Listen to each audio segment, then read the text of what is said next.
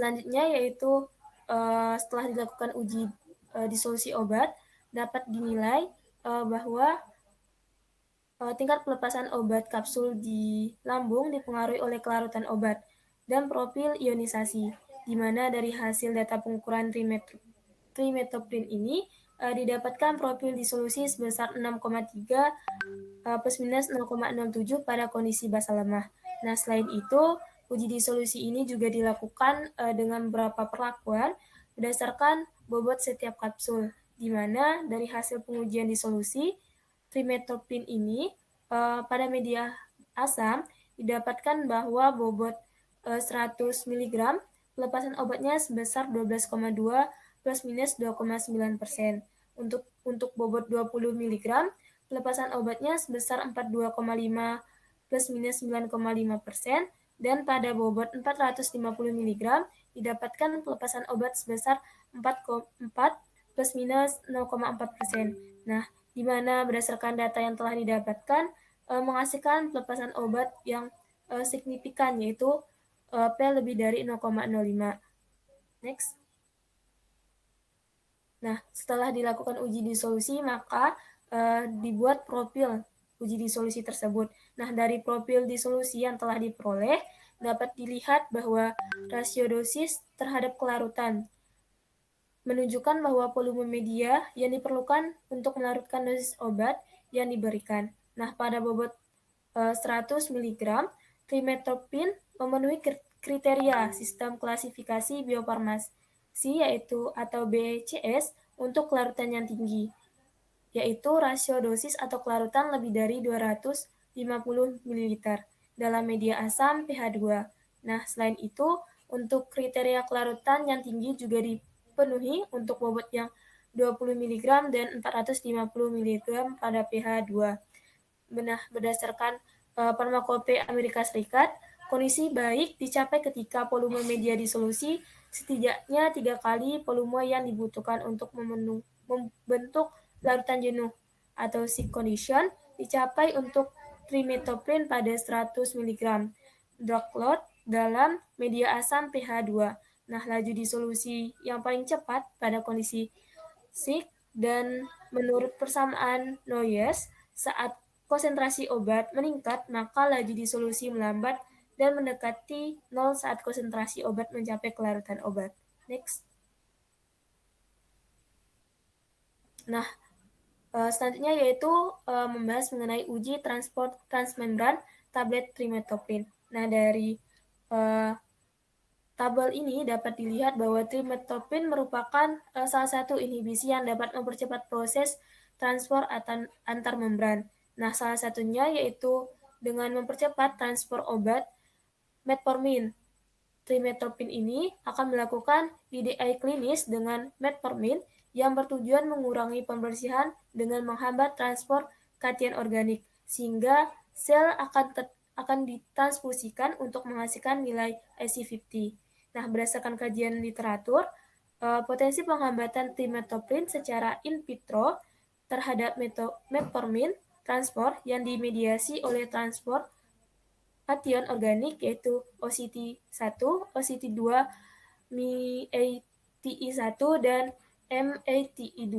Nah, untuk memberikan nilai IC50 yang dapat digunakan dalam prediksi statis mekanistik dari perubahan paparan teoretis karena DDI. Nah, selain itu, meningkatkan juga permeabilitas penyerapan metformin dalam monolayer sel CaCO2 menggunakan konsentrasi substrat dan inhibitor yang relevan dengan konsentrasi usus klinis yang diharapkan. Nah, dari tabel dari profil yang didapatkan dari uji transport transmembran tablet trimetoprim menunjukkan bahwa trimetoprim ini dapat menghambat kerja dari MAT1, OCT2, dan OCT1 sehingga dapat mempercepat transport trans antar membran. Next. Mungkin akan dilanjutkan oleh teman saya.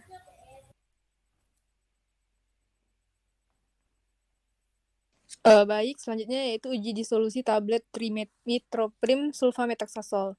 Berdasarkan penelitian yang dilakukan oleh Medina et al. Tahun 2015, yang melakukan uji disolusi terhadap trimethoprim dan sulfamethoxazole didapatkan pada obat trimethoprim dengan kode TR, yaitu persen disolusi di menit ke-60 yaitu 99,28 plus minus 0,45. Untuk kode TA didapatkan 94,24 plus minus 0,58. Dan untuk kode TB didapatkan persen disolusinya 83,13 plus minus 0,96. Kemudian untuk kode TC didapatkan persenan disolusi yaitu 90,53 plus minus 0,73. Kemudian untuk obat sulfamethoxazole untuk kode SR didapatkan persenan disolusi yaitu 98,63 plus minus 0,26. Kemudian untuk kode SA didapatkan persen disolusi yaitu 98,95 plus minus 0,15. Kemudian untuk kode SB didapatkan persen disolusi yaitu 72,59 plus minus 2,38. Kemudian untuk kode SC didapatkan persen disolusi itu 100,44 plus minus 0,48. Kemudian pada obat trimethoprim dan kode TR1 yaitu didapatkan persen disolusi 99,74 plus minus 0,23. Dan pada kode TA1 didapatkan persen disolusi itu 93,39 plus minus 1,73. Kemudian untuk kode TB1 didapatkan persen disolusi 80,50 plus minus 0,33. Kemudian untuk obat sulfamethoxazole dengan kode SR1 didapatkan persen disolusi yaitu 102,77 plus minus 0,39. Untuk kode SA1 didapatkan persenan disolusi itu 96,87 plus minus 0,46. Dan untuk kode SB1 didapatkan yaitu 85,81 plus minus 0,20.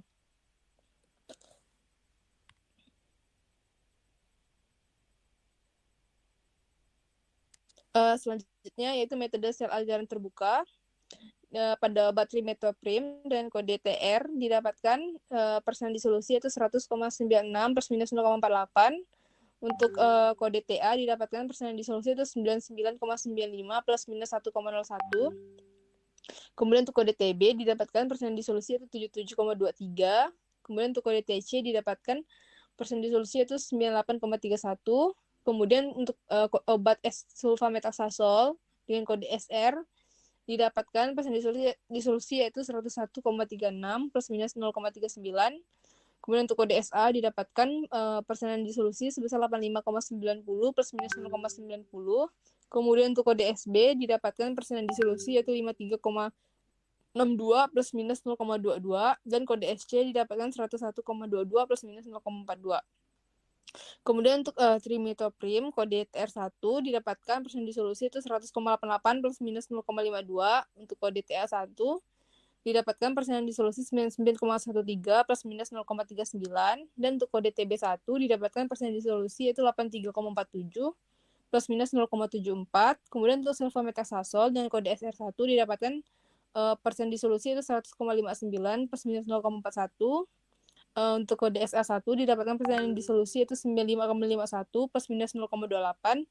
Dan kode SB1 didapatkan persen disolusi itu 49,74 plus minus 0,20. Berdasarkan literatur review yang telah dilakukan pada penelitian Medina et al. Tahun 2015 yang melakukan uji disolusi pada cotrimoxazole dengan menggunakan metode aliran sel terbuka dan metode Dayung, menunjukkan bahwa hasil penelitian yang didapatkan sesuai dengan penelitian yang telah dilakukan sebelumnya, di mana trimethoprim dari tablet komersial akan larut lebih cepat dibandingkan dengan sulfamethoxazole yang larut secara perlahan. Hasil ini didapatkan diperoleh pada grafik tabel 3 dengan mempertimbangkan spesifikasi titik tunggal, di mana syaratnya yaitu Q lebih besar sama dengan 70% dalam waktu 60 menit. Semua produk memenuhi kriteria disolusi farmakope di kedua peralatan, kecuali sulfamethoxazole dalam produk dengan kode SB 400 mg dan kode SB1 800 mg yang menggunakan peralatan TP4. Masing-masing menghasilkan persen disolusi sebesar 53,62 dan 49,74% zat terlarut. Kandungan yang berbeda pada suatu sediaan dapat disebabkan oleh perbedaan mutu bahan baku dan bahan pembantu yang digunakan dalam proses formulasinya. Profil disolusi pada menit ke-60, hal ini memang seharusnya atau yang diharapkan suatu sediaan antimikroba untuk mencapai konsentrasi maksimum dengan cepat agar dapat bekerja segera untuk membasmi mikroba. Kemudian selanjutnya yaitu uji transport transmembran pada cotrimoxazole. Berdasarkan literatur review yang dilakukan oleh penelitian Dijadi et al. Tahun 2022, yang melakukan pengujian transport transmembran campuran cairan cotrimoxazole dengan ekstrak tumbuhan dalam usus tikus, didapatkan yaitu hasil nilai P transport transmembran pada sulfametazon trimetropim, yaitu yang pertama pada konsentrasi sulfametazole dengan sulfametazole dan ekstrak tumbuhan PK pada menit ke-30 0,001, pada menit 60 0,01, dan pada sampai menit ke-120 juga didapatkan 0,001. Kemudian pada konsentrasi sulfametazole dengan sulfametazole yang dicampurkan dengan ekstrak tumbuhan CR pada menit ke-30 didapatkan 0,21, pada menit ke-60 didapatkan 0,097, dan pada menit ke-90 didapatkan 0,38, dan pada menit ke-120 didapatkan 0,97. Kemudian pada konsentrasi trimetropim dengan trimetropim yang dicampurkan dengan ekstrak tumbuhan PK didapatkan pada menit ke-30 yaitu 0,42, pada menit ke-60 yaitu 0,80, pada menit ke-90 0,98, dan pada menit ke-120 yaitu 0,99. Kemudian pada campuran trimetoprim dengan trimetoprim yang dicampurkan dengan ekstrak CR didapatkan pada menit ke-30 yaitu 0,84, pada menit ke-60 yaitu 0,99, pada menit ke-90 yaitu 0,99, dan pada menit ke-120 juga 0,99.